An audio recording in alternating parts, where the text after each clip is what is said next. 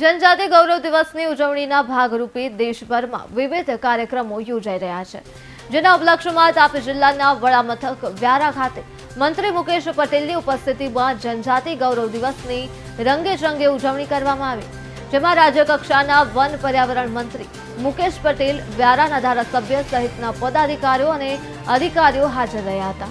આ કાર્યક્રમ 27 દિવસ સુધી सबरीधामથી અંબાજી સુધી ચાલશે અને આ દરમિયાન લોક કલ્યાણની 20 વર્ષની ગાથા, આદિવાસી સંસ્કૃતિ અને વિરાસત, કળા કારીગરી, લોકલ ટુ ગ્લોબલ, ઉદ્યોગ સાહસિકો, કારીગરોના કળાનું પ્રદર્શન જેવી વિવિધ પ્રવૃત્તિઓ આ દરમિયાન કરવામાં આવશે। વ્યારામાં જનજાતિ ગૌરવ દિવસની ઉજવણી કરાઈ અને રાજ્ય કક્ષાના મંત્રી મુકેશ પટેલ હાજર રહ્યા હતા, ધારાસભ્ય સહિતના પદાધિકારીઓ પણ હાજર રહ્યા હતા।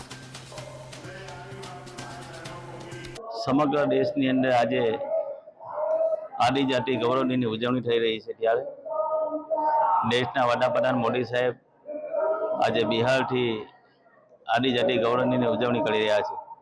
સમગ્ર દેશની અંદર બિરસા મુંડાજીને ભગવાનનું સ્વરૂપ આપીને એમનું સન્માન કરવાનું કામ જો કર્યું તો દેશના વડાપ્રધાન મોદી સાહેબે કર્યું।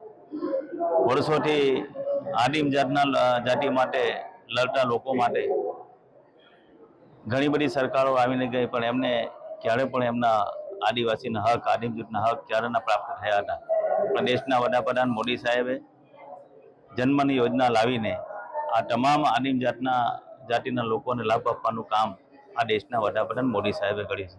તાપી જિલ્લાની અંદર પણ 7,000થી વધુ આદિમ જાતના લોકો આવેલા છે। કોલચા, કુલચા, કોટવાળિયા, આવા ઘણા બધા લોકો આ તાપી જિલ્લાની અંદર આવ્યા છે। લગભગ 1200 જેટલા લોકોને નલ સે જલનું કનેક્શન આપી દેવામાં આવ્યું છે। લગભગ 700 જેટલા લોકોને લાઇટનું કનેક્શન ન હતું, એ લાઇટનું કનેક્શન પણ આપવામાં આવ્યું છે। 700થી વધુ લોકોને એને પ્રધાનમંત્રી આવાસનો લાભ પણ આપવામાં આવ્યો છે।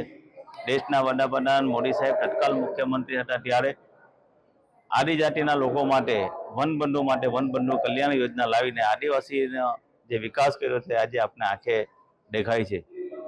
અંબાજીથી ઉમરગામ સુધીનો જે આદિવાસી બેલ્ટ છે, એ બેલ્ટની અંદર પણ આજે જુઓ છો તો વિકાસની ઝાંખી આપણે દેખાઈ રહી છે। ત્યારે આજે તમામને હું આદિવાસી ગૌરવ દિનની શુભેચ્છા પાઠવું છું।